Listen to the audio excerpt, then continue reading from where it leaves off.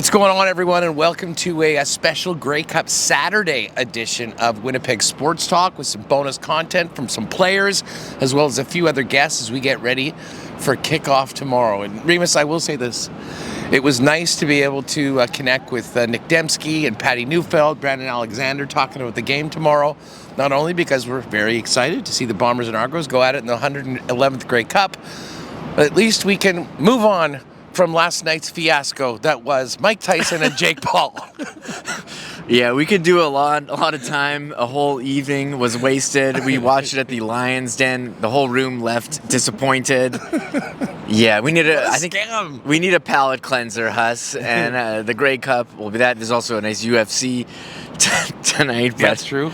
But we could do a long time on the Jake Paul, Mike Tyson. But let's just forget about it and look ahead to Sunday. Yeah, all business. Much like the Winnipeg Blue Bombers, who really seem to be all business. Although we just took in the walkthrough, and I think this was a very different walkthrough than you would have during the regular season. I think they took care of most of their business before, and essentially it was just a get-together of the team out there, a little bit of horsing around, some photos and whatnot, and then obviously some interviews. But this team does look incredibly focused, and as you'll see from some of our guests coming up on the special edition of Winnipeg Sports Talk, a team that is focused and incredibly motivated to end up on the right side of the ledger tomorrow right here in BC Place. Yeah, as far as walkthroughs go, they're not showing anything to the cameras. They're heading the football, doing some practice plays. Sergio Castillo was walking around taking pictures of his camera.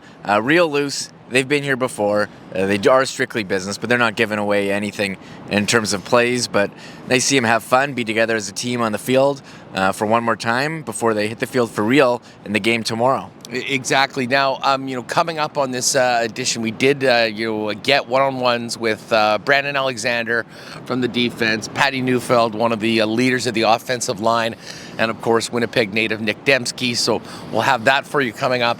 Also, got a chance to connect with my pal Pat Steinberg, who of course we normally are talking Jets and Flames, the occasional Stamps Bombers convo, but Pat's here doing work for the Canadian Football League, so we'll get his thoughts on the game as well. And something that we actually recorded earlier while we were doing the shows on Radio Row that I think fans will be interested in, brother of Tre Ford, all-star corner for the Winnipeg Blue Bombers, Elks quarterback Tre Ford jumping on, and as people will hear, pretty clear who he's going to be pulling for in the big game tomorrow. Yeah, a couple interesting angles. Yeah, brother of Tyrell, who's had a great season with the Bombers, but also about his uncertain future with Edmonton. He wants to go somewhere. He wants to be a starting quarterback, so it was nice to have the opportunity to sit down with him and talk about a number of different topics. Now, of course, the game will kick off tomorrow back in Winnipeg, I believe around 3:30, 4-ish or so. We will look to have some post-game content that we'll be cranking out. More so we'll get it all together and then have a big show on Monday. Hopefully, a very vibrant chat and a lot of happy Bomber fans right now. But as we know, Remus, this is not going to be easy. Despite what the bookmakers might say and the big point spread right now, the Toronto Argonauts have been, in some ways, the sort of kryptonite for the Bombers offense so far this year. That being said, they looked so good last week. They seem to be peaking at the right time, but they're going to need a big offensive performance, as well as the offensive line to handle just the hellacious pass rush that ended up with Zach Caleros being taken down 12 times in 2 games by the Argos. Yeah, being here again is bringing back a lot of memories, bad memories of last year. Being ready to go on the field to celebrate a Bomber win, having to put all of our equipment away, doing the show and it being so down, and trying to dissect the loss a couple days later and people not really having it. So this game is going to shape a lot of what we discuss this week. And as far as on field, I agree. I looked at the spread. When you look at the games that they've played this year, the Bombers have had trouble scoring points. The Argos D-line, how many sacks? 12 sacks in 2 games, and the points 25 in 2 games. And if the offense is humming like it was against Saskatchewan, I think the Bombers should win. But there's certainly a path to victory here for the Argos if they can shut down the offense and get pressure on Zach. And Nick Arbuckle, scores we'll see how he does as quarterback, and they put some points up too. So I think it's gonna be closer than the spread is, but it's one game. Anything could happen. We'll see. I mean, as I say, I certainly see a path with the Bombers potentially get off to a great start and kind of just floor it, but that's easier said than done. And for Nick Arbuckle coming in, he's going to be going up against a hell of a defense in the Winnipeg Blue Bombers. And as much as, Toronto won both those games, it wasn't like they were running up and down the field against Winnipeg so far. The one interesting thing, and I'm sort of with you, to me it's such a big spread, I probably won't touch that. I do like the Bombers to win the football game, but it's a big number. If you are looking at cool bet for what's to come, to me, I still can't believe that the total for this game is at 51. And it hasn't really moved so far. I wouldn't be surprised if it does maybe come down a little bit closer to game time. But again, you can head over to Coolbet and check out all the props for the game, right up to who the Jonas Brothers are going to play, what song they're going to play first and second. But enjoy coming up again, Pat Steinberg, Tre Ford, as well as fieldside interviews from the walkthrough today with Nic Demski, with Pat Neufeld, and with Brandon Alexander. Keep peeled to our social channels at Sports Talk WPG on X, on Instagram, on Facebook for more throughout the weekend. And we'll certainly be getting down here early, firing a bunch of stuff out from the stadium, and then looking forward to kickoff and fingers crossed for all of us in Winnipeg pulling for the Blue. We'll have some very fun content and a very fun show on Monday, and then a big party next week back in Winnipeg to celebrate a third Grey Cup championship in 5 years, if, of course, they can get the job done. Yes, I was going to say, I'm not going to start, planning the parade before they've won the game, but... These are the hopes. Yeah, this would be nice. It would be nice to have that, wash away the bad taste of last year's loss. And again, as far as legacy goes, you don't want to be that team, Huss. We've talked about it all week, that loses 3 Grey Cups in a row, and we'll have conversations. We'll save those conversations for Monday as what the legacy of the Blue Bombers is, win or lose. Yeah, exactly. It's about 60 minutes of football here in BC Place between the Bombers, representing the West for the 5th straight year, and of course the Toronto Argonauts, who were 2-0 against the Winnipeg Blue Bombers and beat them by 1 point 2 years ago in the same Grey Cup game. Enjoyed the game, everybody. Again, stay tuned to the social channels for more, and our YouTube channel. We'll have a big show on Monday, win or lose. And of course, you know where to find that on our YouTube channel at Winnipeg Sports Talk, and of course on the podcast feed as well. Have a great Grey Cup Sunday, and we'll talk to you Monday from BC with the aftermath of the 111th Grey Cup here on Winnipeg Sports Talk. Enjoy the show. All right, counting down to kick off at the 111th Grey Cup, our pal Nic Demski joins us now. How are you and the fellas feeling going into the big one tomorrow? No, we're feeling good. I think by the time tomorrow comes around, there's going to be enough juice and adrenaline going through the boys' veins, and we're going to be locked in. We had a good week of preparation, so now we just got to finish this thing. This is not new to you and your teammates. You've been here 5 straight years. How has this week been different than maybe the last couple? We're in Vancouver. That's one difference, I guess. Yeah. Other than that, we're just treating each week the same. Our goal is to go 1-0. And so our preparation and all that doesn't really change. Obviously, there's a little bit more fluff with Grey Cup week, but at the end of the day, we're focused, we're locked in. We just spend time together and watch our film, do our preps, and get ready to go for tomorrow's game. Being around the team, it seems, and listen, your team is always professional, always focused, but it kind of seems like they maybe even be more dialed in this week than in the past. Listen, you've been to 4 consecutive before this one. The last 2 ended up on the wrong side of the ledger, very, very close. Is that played into the way the team's feeling and preparing this week for the game? Maybe for some of the vets, but I think Osh made it clear last week. This isn't about our 5th Grey Cup. This isn't about what happened the last 2 years. This isn't about any of that. This is our own story. This is a new team. This is our 2024 Bombers. This is the 2024 Grey Cup. So we're going to prepare accordingly and just make the memories with our team right now and make sure they last. come tomorrow. You get another crack at the Argos. I mean, the one team that actually beat you twice this season. Tell us a little bit about the challenge and why these games have been so tight with Toronto this year. Yeah, they're a great team. I mean, they're a good organization over there. They come firing in all cylinders, all three phases of the game, offense, special teams, and defense. So, offensively, we got a big task ahead of us. They have a good defense over there schematically, and their players play fast and rally to the ball hard. So we're just going to have to stay on the field, take care of the football, put some points up, and make sure that their offense and special team stays off the field. Pretty magical Saturday night last week at Princess Auto Stadium when you guys advanced from the West Final to the big game tomorrow. Zach was slinging it. The offense was popping. You, Kenny, and all that. I mean, how important is that to be on a high coming into this game? And what are the keys to maintaining that level of execution? Yeah, we just got to build off last week, and we'll be just fine. As I said, take care of the football. It's going to be a big thing. This defense loves it. Great turnovers, so.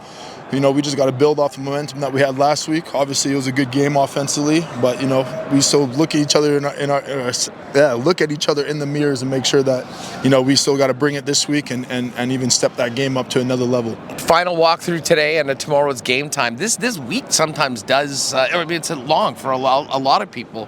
What's it like for the players? I mean, and what have the last couple been? Obviously, big night for some of your teammates at the CFL Awards, but for sure. you're doing practice. So what else have you been occupying your time? Yeah, first shout out Brady and Biggie. That's awesome what you guys did and accomplished. And both of them said that it's a team award. Even though it's obviously a personal achievement, but huge for those guys. The awards was a great time. So shout out to CFL for that as well. But yeah, it's a long week. A lot of preparation, a lot of media, of course. A lot of still got to have your time with the boys and prepare film wise as well. But at the end of the day, all those hard work and those days lead up to tomorrow. So at the end of the day, you got to kick your feet up tonight and just let it all hang for tomorrow. Hey, you know what? We're going to be talking with Patty Neufeld in a minute, but I do want to get your perspective on the line of scrimmage. And listen, the Bombers dominated the line. The offensive line had maybe one of its best games of the entire season last Saturday in the West Final. What did you think of what the big guys did up front, and how important is that going to be considering how successful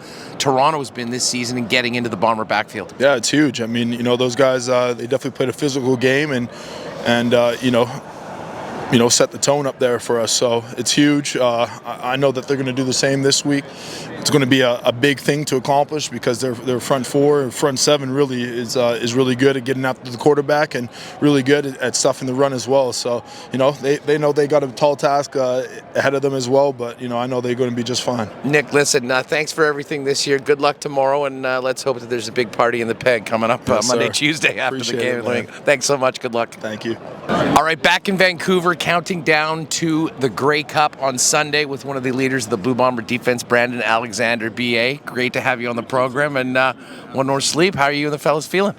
Appreciate you having me, and we feeling good. We're feeling blessed, feeling excited, and just glad to have an opportunity to do this with the guys one more week. This is not new for the Winnipeg Blue Bombers, especially veterans like yourself. How has this week been different at all from some of the other Grey Cups, or is it just business as usual? You guys doing your thing, getting ready to play 60 minutes. Yeah, well, it's new to a lot of other people. Like the teams each year is not the same. Each season is different. So no, it's just business as usual. Going about our week how we usually do each and every week. Obviously, this one is different. Because we have festivities and things like that, and that takes up our time a little bit more time. But the best thing about this week that we don't have in any other week is we get to spend the whole week together in the same spot. So that's my favorite part of the whole week out of anything. The team seems like it is such a close group, and you get that way from being with each other and being as successful as you had before. What would it mean to the guys, especially veteran players like yourself, to put an exclamation mark on this season and win that third Grey Cup in the last 5 years? Just for this season alone, it just means everything to the guys because you want the guys to experience that. You want the guys to be able to have that moment and everything, and just winning it with the guys that we had in this locker room. We started off the season the way we started off and finish the season the way we did, and we do want that explanation point at the end. So I just want to win it for the guys around me, put it on the line for those guys one more time, and that's when we get the opportunity to do that. Tell us about the Bomber defense overall. I mean, it really did seem like when things weren't at the normal level that you guys have had for so long early on the season, the defense really coming out of that BC game with the shutout at home kind of put the team on its back and kind of started the turnaround. When you look back at the body of work of the defense, I mean, what stands out about the unit that you are one of the leaders of? At the end of the day, we just never flinched, and nothing never stopped. The train kept moving, Again, how we started the season off, everybody was still in the meetings, everybody was still communicating with one another.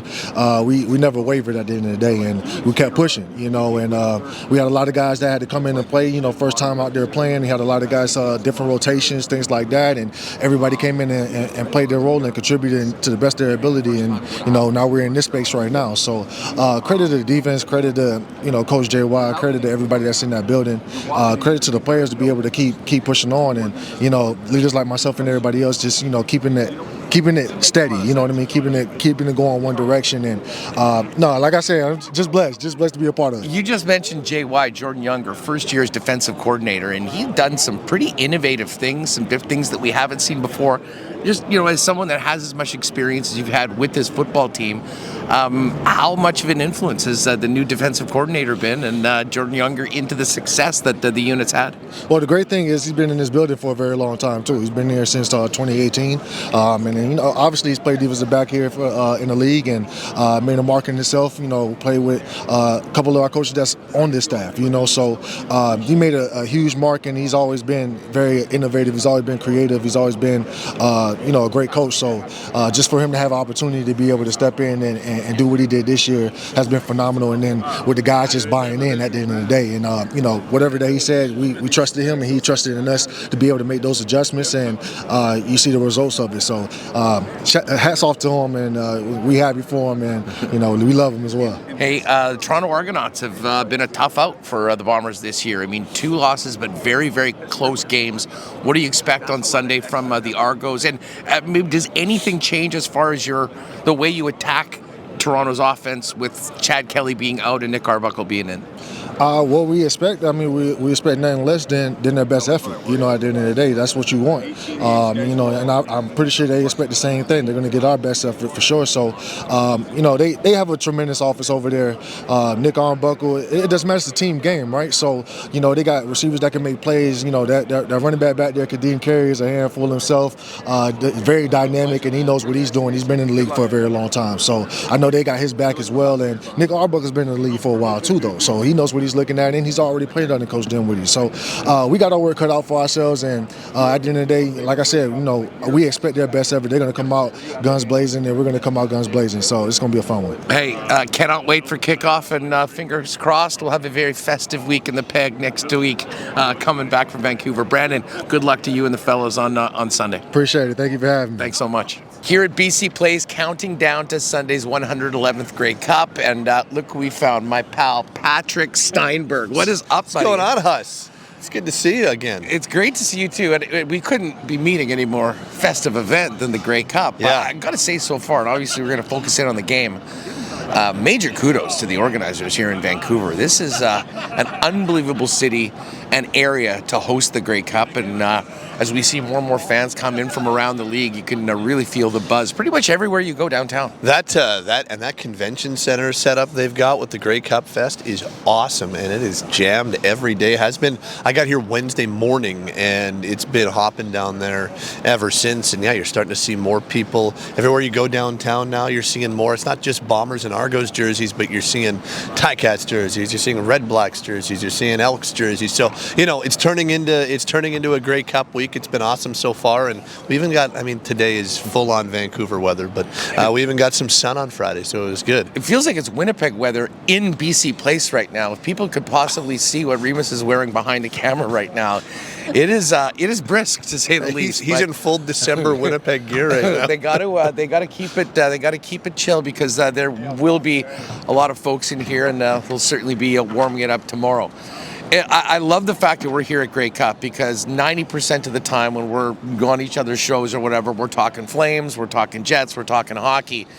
But there is a little bit of synergy between what the Winnipeg hockey team is doing and certainly where the Bombers are at right now.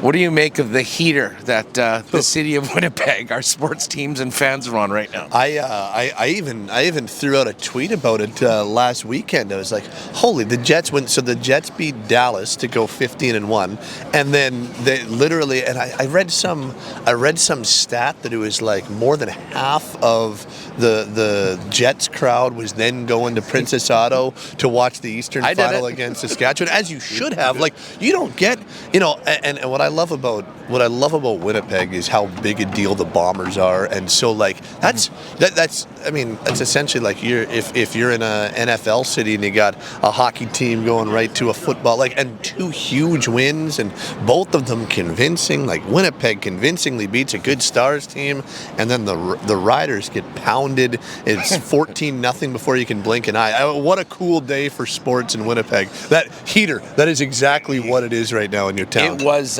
It was a day that I think we'll remember for a long time, and obviously the team stepped up and took care of business as well.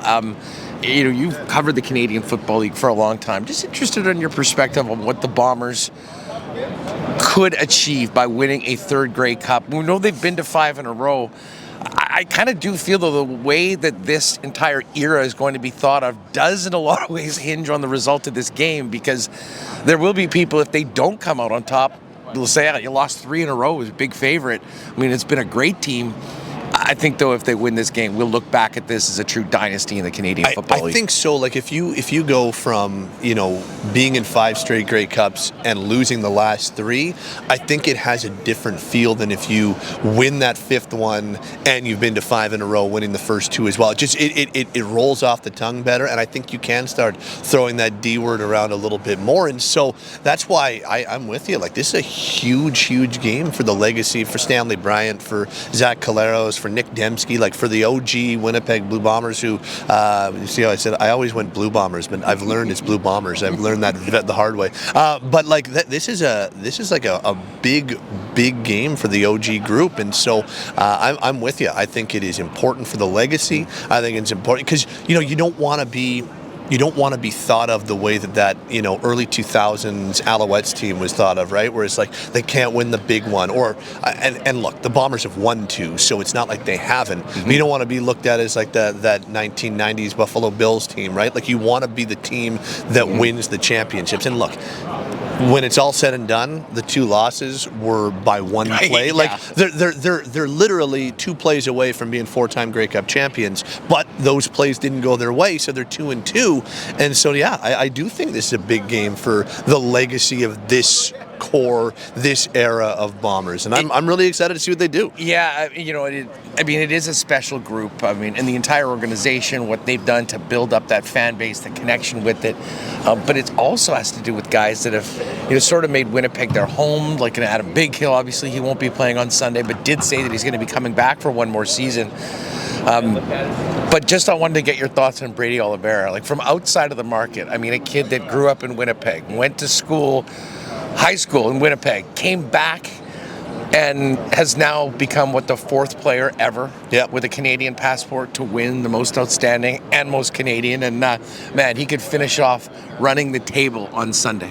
First of all, like I was so blown away by just like how calm and composed and like thoughtful and thought-provoking Brady was on Thursday at the CFL Awards. And I'd heard Brady talk before, like, he's a really well-spoken dude, and you always, but like he was like, you could tell what the moment meant to him, and you could tell what winning both awards meant, and just the way that he was able to portray that, you're like, okay, this is a true ambassador for the Bombers, for the CFL. Like, this is a guy that you want as a face for the league and for your team. But yeah, what he's already done is outstanding. I mean, I didn't think we'd ever see a Canadian back do the things that John Cornish did a decade ago, and here's Brady doing it in Winnipeg, and what a way to wrap it up. And as he said, He'll be the first to tell you that he'd trade those 2 individual awards for the big one on Sunday. But what a cool way. He's already won one, and we're talking about a multiple-time Grey Cup champion himself. But, like,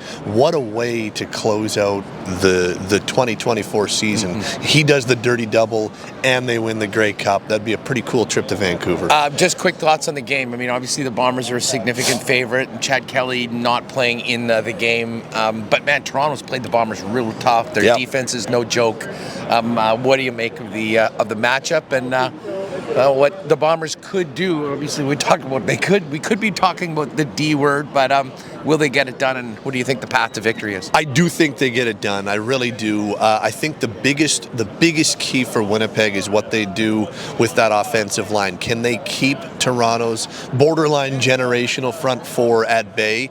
And they don't have to completely shut them down, but you just can't have them in Zach's face all game long. If they can contain that D-line, I think that they win fairly convincingly. If all of a sudden that front 4 of Toronto starts to eat and starts to get at Zach, I think this becomes a whole lot closer. But I just, everything across the board. Winnipeg's pass defense, that O-line, they've got a Hall of Fame quarterback. They've got the best back in the league. They've got an incredible group of receivers. They've got Kenny Lawler playing out of his mind.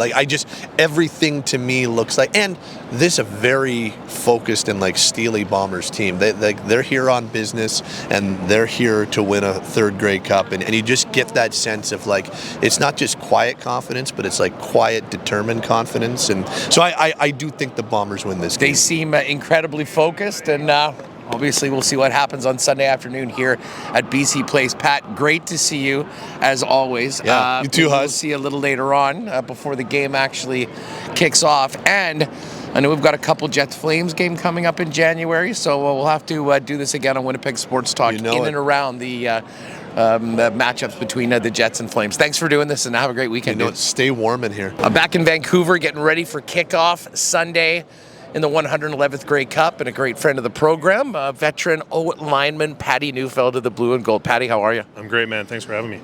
Listen, this is not new to you and this team, but how's the Grey Cup week been so far as we get ready for the big one tomorrow? Yeah, it's been awesome, man. The Vancouver and the Grey Cup community's been fantastic all year. Hotel's been awesome. The facility here has been awesome. Practicing indoors and practicing on the playing surface has been great. And then just the efficiency of everything. We've been extremely dialed in as a team. Meetings have been great. Practices were awesome. High-flying practices. We're just feeling grateful and excited, ready to roll. This is a 5th straight year coming to the big game, but it's been a very different year. I mean, the 0-4 start, 2-6. Picking yourselves up off the mat. How would you describe what the early adversity that the team went through, and how has that sort of created another championship team in the Western Division taking you into tomorrow? Yeah, it was. I'm not gonna lie, it was dark at the start of that season. There's a lot of looking around and wondering, what the hell was going on, and we felt like games that we had won last year, we just weren't winning them early this year, and. It's not that we got down, it was just, a bit of shock and that adversity. But it just took one win. It just takes one win, one at a time. And I remember talking with Jake Thomas, we got to a point where he's like, we're going to win the rest of these games. And we ended up just losing one of them. So it's a long season, the CFL, and I think guys who've been around for a long time know that. And what matters most is getting into the dance and playing football, good football, rolling into the playoffs. I know, and I mean, sometimes it does sound cliche. I mean, Coach O'Shea is not talking about previous years. It's about this week. It's about the next practice. It's about going 1-0. Yeah. But as someone that's been here before, I mean, does the experience that this team has in the big game, both winning and losing, help you guys, or is that just something that you bring with you? But again, the focus is solely on executing. I think it's both. I honestly think it's both. I mean, having that past of being in this game and understanding even just things like the change of time where you have a long kickoff program and then you have a super long halftime and those kinds of things, and understanding the timing of the game, and then just the roller coaster of emotions and going through the ups and downs of what this game brings, and finding a way to right the ship during the game. And I think that's where our veteran leadership can really step through and shine. And then we talked about all the week, we just got to be us. We've gone through a lot this year, ups and downs, good and bad. ultimately we just got to be us and go play our style. Yeah, you and the big boys up front dominated the line of scrimmage, and that was a huge part of the offensive success of Winnipeg in the West Final. Toronto's been a big challenge for you guys this year. I mean, 12 sacks, and they have really gotten after it, maybe better than any other team. Tell us about the challenge of the Argo front and how you guys as a unit are feeling coming off arguably the best performance of the season. Yeah, they're a tremendous front. They're a powerful, vertical rush front where they like to push the pocket and get after the quarterback. They create a lot of chaos on second down where they can twist guys and loop guys and get a lot of things covered in the back end. So we understand our job as an offensive line this week is going to be critical. We have to be great in the run game. We've got to be great on first down and on second down, making sure Zach gets the time when he needs. And just not being too far behind the sticks or behind the sticks. Like, we don't want to be obviously in second and long for the whole game, and we're going to put a lot on our shoulders in offensive line. But our offensive line coach Marty and the rest of our offensive staff have a great game plan, and we're 100% bought in. We're ready to roll. It's kind of funny. We're talking about Toronto in the big game and the challenge that they've posed you guys this year, because it was sort of similar conversations going into last week against the Riders with how well they had successfully kind of limited the big plays from the running game, and of course MOP and MOC Brady Oliveira.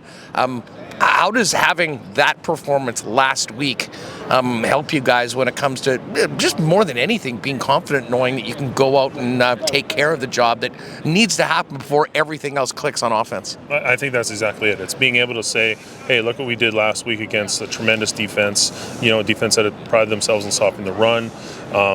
So we know we can go out there and do it against a top quality defense, and we're definitely going to have our hands full with Toronto, but that's what this week is about. That's what this game is about, is playing the best against the best and throwing punch after punch and not flinching and keep swinging.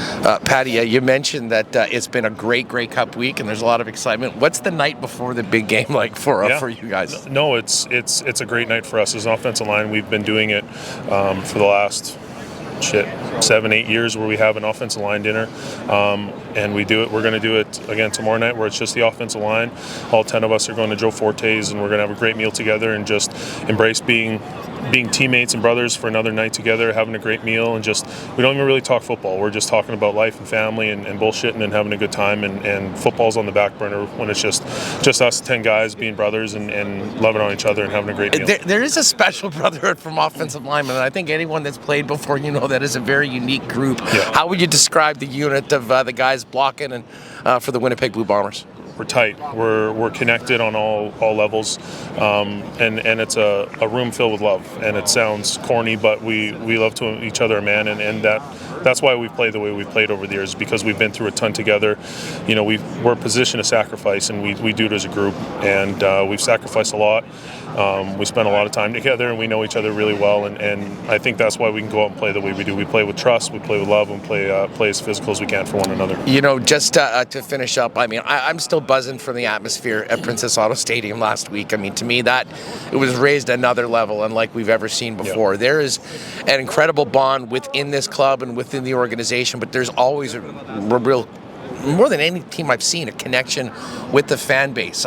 You're playing for yourselves, you're playing for your teammates, but you're also playing for the city of Winnipeg. How much would that mean to bring that cup back and have a big party next week for you and the fellas that have been here? It would mean everything. We love our fans to death. They are an integral part of what we do, day in and day out. The reverence we have for our fans is second to none, and they're a huge reason why we're successful. That hometown crowd is unbelievable. It's hell on earth to play in that building. We know people hate coming in there to play, so any chance we get to go off and play the best football we can in front of our fans on the road, I think we're going to have a lot of blue out here, and we can't wait to get after. Well, you know what? Listen, you guys have been back 5 times. If you don't have any skin in the game, there's a lot of people that wanted someone else. It may be Winnipeg versus everybody, but there's going to be a lot of Winnipeg here at BC Place tomorrow. That's the way we want it, man. Winnipeg against the world. Patty, good luck tomorrow. Let's hopefully see you at a big party in the Peg back next week. Yes, sir. Appreciate it. Thanks so much. Good luck. Thank you. All right, here, Grey Cup with the opportunity to welcome in Elks quarterback Tre Ford. What's going on? It's a pleasure to have you on the program. Yeah, thanks for having me. The week's been good, enjoying the week, meeting new players and everything from different teams. It's been cool. It's, and of course, a guy you know pretty well playing in the big game, your brother. Listen, what is it like? Tell us about the relationship between the two of you guys. One's a corner, one's a quarterback. did you grow up basically throwing and competing against each other both in practice, or like how did you come? Because you're both such incredible athletes. I'm always interested as to how you ended up on the other side of the ball. Yeah, well, actually, I used to be quarterback, like I always have been, and he was actually running back when we were really young. And so I would say Hut pitching the ball, and he would get all the awards and win everything, and was the star player. And then a little bit later on, when we got like to high school and stuff, he started playing more defensive back. And yeah, we compete against each other all the time at a high level, and I think that made us both better, right? And you know, we're able to compete against other people who were super athletic and got us to the point where we are today. What is it like playing against your brother in professional football? I mean, you were teammates obviously growing up at college at Waterloo, and I mean, that year we were really excited. I mean, when you starting for the Elks, coming to Winnipeg, playing against Tyrell on the other side, it must have been a thrill for the family, but also that's not just standing at the corner on the other side of the football.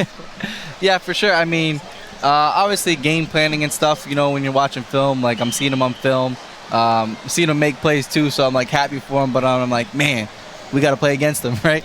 So a little bit of love there, but you know, I also want to try to like not hype him up too much to our team, you know what I mean?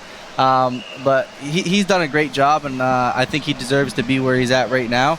And I am rooting for Winnipeg this week to win the Grey Cup, so I want him to win. You know, if my team can't win it, hopefully his team can. He really has had a phenomenal season. I mean, by any metrics, and I know you'd be pulling him and supporting him no matter what, but I mean, you don't need to be a blood relative to know that Tre Ford was one of the best defensive players in the Canadian Football League this year. Yeah, for sure. I mean, I thought he balled out. You know, I thought he did a fantastic job playing the field corner, right? Getting his first opportunity to start this year. You know, I thought he started off a little bit slow, a little bit of first rough game against I think it was Montreal they played against there, but from there on I thought he played phenomenal. You know, he's making plays, getting interceptions. And I don't know if it was the last week, one of the last weeks they played Montreal, that should have been another interception, the one on the sideline. So he should have had 8, but you know, it's just kind of how the cards go. Let me ask quickly on your season. I mean, how are you feeling now finishing up with the Elks? I mean, it has been a rough few seasons for Edmonton, but it does seem like with the new owner, things are moving sort of in a positive direction. But personally and for the team, I mean, where are you at now that the season's over? Yeah, I mean, personally, I feel like I'm in a pretty good situation, right? I get to spend a little more time with my daughter, right? I just finally got back to Ontario. I just drove back and then I flew out here. So it's been good. I mean, for the team, right, I feel like we are taking a step in the right direction. I mean, if you just look at it from a football aspect, we were 4-14, then 4-14, and now, you know, we won 7 this year, right, which is definitely an improvement, not a huge improvement, right? I think that next step is going to be going to make playoffs, but I think Chris Morris is doing a good job of taking us in the right direction for that. But personally for me, you know, I don't know what the future holds. We obviously in Edmonton sought to hire a GM and a head coach and move forward with that, but I'm not against going to free agency and seeing what happens there, but excited to get the ball rolling and see where I'm going to be next year. Well, I mean, careers are short. I mean, you have to take your best opportunity. I mean, for you, looking ahead to big decisions, I mean, what is Tre Ford looking for in a team and an opportunity for next year in the CFL? Yeah, well, a big one for me is I'm looking for a team that believes in me and what I do as a quarterback, right? And then personally, I'm looking for an opportunity to be a starting quarterback, right? I've enjoyed my time in Edmonton. I've enjoyed, you know, kind of doing that 2 quarterback flip-flop kind of thing. But it'd be nice to have, you know, my own team, a spot where I'm the starting quarterback.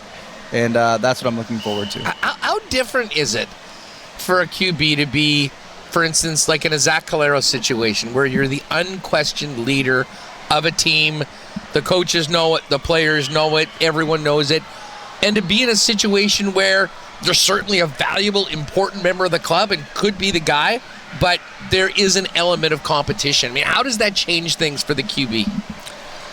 Yeah, I mean, obviously when you are out there playing, you don't want to think about it, right? Like, oh, I'm out there.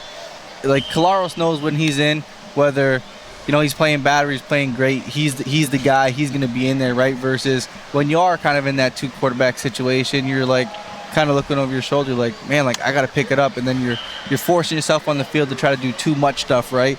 You're sometimes you're maybe not doing the smart decision because you're worried about, oh, I need to make a play or they're going to put the other guy in, right? So I think it's just nice to be, you know, that solid, solidified quarterback, the starting quarterback, in being able to play free and confident and know that your coaches and players believe in you. Would you like to play with your brother? Yeah, for sure. I mean, especially at some point. I mean, I played with him my entire life. I love playing with him. So being able to play with him again would definitely be a great opportunity. Is there a possibility that you guys kind of come together in the off season and sort of decide together what is out there to try to go like almost like a package deal, for lack of a better term? I don't know if it would get to that, but I think he has a lot of stuff going to be going on in the offseason too. I think he's played well enough where he's going to get some NFL opportunities. I don't think there's any doubt about that. Right, so we got to see how all that plays out, and by the time all that stuff closes up, it will actually be around free agency. So I'll definitely be in touch. I mean, I'm going to talk to him and probably live with him in the offseason anyways. And, we always talk about football and, what the future holds, so looking forward to it. Hey, when you guys are on your downtime and you're just chilling with each other, I'm sure you compete against each other in everything. What is it, video games? Yeah, video games. We play a lot of video games, and then even, we'll go play some pickup basketball or whatever it is, right? We're always competing against each other, and I think that's why we hold each other to such a high standard. Love it. Tell me about the Blue Bomber defense and what makes them so difficult to score on, and how important is that going to be on Sunday? Yeah, man. I mean, if you just look at their defense, right, their defense line's phenomenal. And I think that's where their defense starts, because they're in a situation where, they'll run a 4 down front, but if you don't get more than like 3 yards, you're pretty much punting the ball, because the next down they're going to a 30 front, they're dropping 9. You can send 5 receivers, but you got to find the one guy who might be manned up. I mean, they're going to be in zone anyways, but like they have 9 guys that cover 5. They're almost doubling you, right, in the coverage. So it's hard to complete the ball down the field, right? And they're a good football team. They communicate well. They tackle well. They can still get pressure with their 30 front. So, I mean, that's why they're a great team, and that's why they're playing this weekend. Pulling for the Bombers, obviously, for your Pulling for the Bombers this week, yeah. Listen, who knows? Maybe at one point people will be cheering for both Fords in blue and gold. Who knows? Anything is possible going forward. Tre, really appreciate you coming on, and hopefully you'll be a happy fan like everyone back in Winnipeg on Sunday after the big game in the 111th Grey Cup. Yeah, that's the plan, 100%. Appreciate it. All the best moving forward. Perfect. Thank you.